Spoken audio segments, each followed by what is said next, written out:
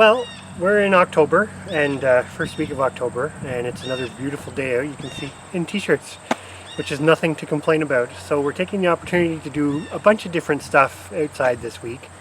And one of them is something we kind of have touched on, but we didn't really talk a lot about, and it has to do with our celery. We've never really been successful at growing celery in the past. We've tried, but we've never put a lot of effort into it. Well, this year we bought some celery seeds. It was a red stem variety, and we're like, you know what, let's give it a try. So we started them in the house. They were everything people say about. They're slow to start, slow to grow, etc., etc. And we got them out to the garden, had them in the raised beds, and pretty much forgot about them for most of the year. On our one video here recently, which we'll link above, we harvested it, and we actually got a lot of celery out of it. I would say for us, it wasn't. They weren't the longest celery, they weren't the biggest celery, but it was a lot of celery. But it was celery. It was celery. It was usable. It was awesome. Well, what we did was we actually ripped the whole plant up, and a lot of people are probably pretty aware from grocery store celery. If you cut the tops off and you leave the, I kind of call it the rosette, the base, you can get it to reroot.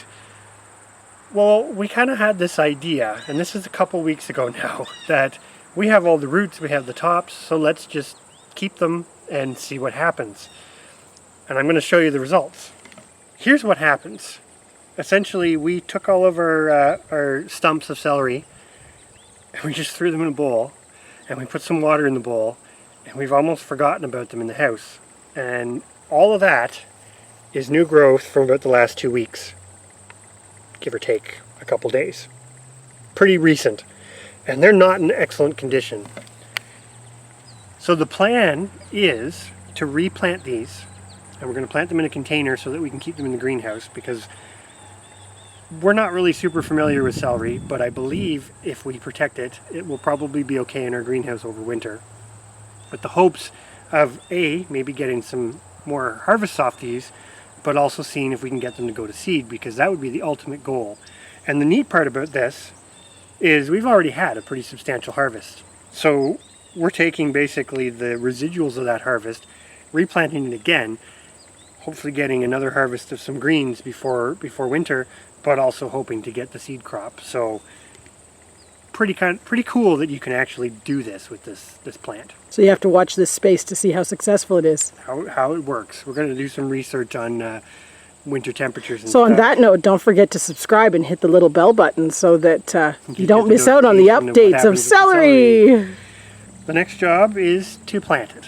So we have one of our black totes that we actually recently harvested potatoes out of. This is one of our potato buckets. And we're just going to delicately here, without destroying any roots. There's our celery plant. We're just going to replant these back in here, cover them up, and let them do their thing, because obviously there's a lot of life left in these. It's a little dark, but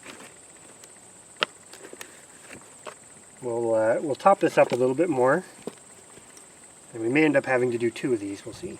This one's huge.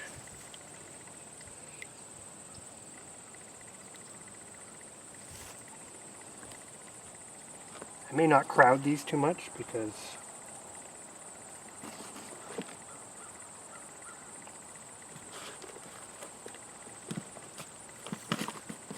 so really this is an amazing plant, because although it's a little hard to get started, it just keeps producing. Now I'm giving them a bit more space because, like I say, we want these to go to seed, and what we learned from our kale and carrot experiments, when these sort of biannual type crops go to seed, they really take up a lot of space. So I could probably cram more in this, but I'm not going to, because I want to give them the space to sort of to do well. So we're probably going to grab another bucket and basically do the exact same thing and get the rest of these planted. We managed to plant sort of our 5 biggest plants, and we'll show you them in a minute, in the one tote, and we have a lot of these little guys left, as you can see, which we think for now the experiment's going to be planting these again, mostly with the plans of harvesting food off them. So we're going to put them in a smaller tote, and this group is going to come in the house, so that if nothing else, we can potentially harvest greens off them for basically celery spice during the winter months. So I'm going to go ahead and plant these in here. There is a possibility, depending on how these grow over the winter, that these could come back out and get retransplanted into the garden next spring, because this particular plant seems to be almost indestructible as far as ripping it out and replanting it. Basically, in this experiment, we are covering all the bases. Well, you never know. Keeps them inside in case the ones outside die. Yes. And a lot of these were like little offshoots that had grown off the side of the main plants that we harvested. It's interesting. You don't hear about cloning celery too often, but apparently you can. We're probably going to leave both pots outside for a while because we still have nice weather and we still have the greenhouse, and we may make a last minute decision. They may all come in, who knows?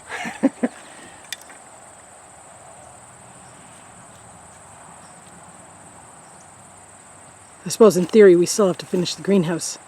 We do, but this will be incentive to do so. There you basically have it. From our main crop of celery, we've managed to get what we would say a decent harvest that we've actually used in quite a few of our canning recipes and whatnot.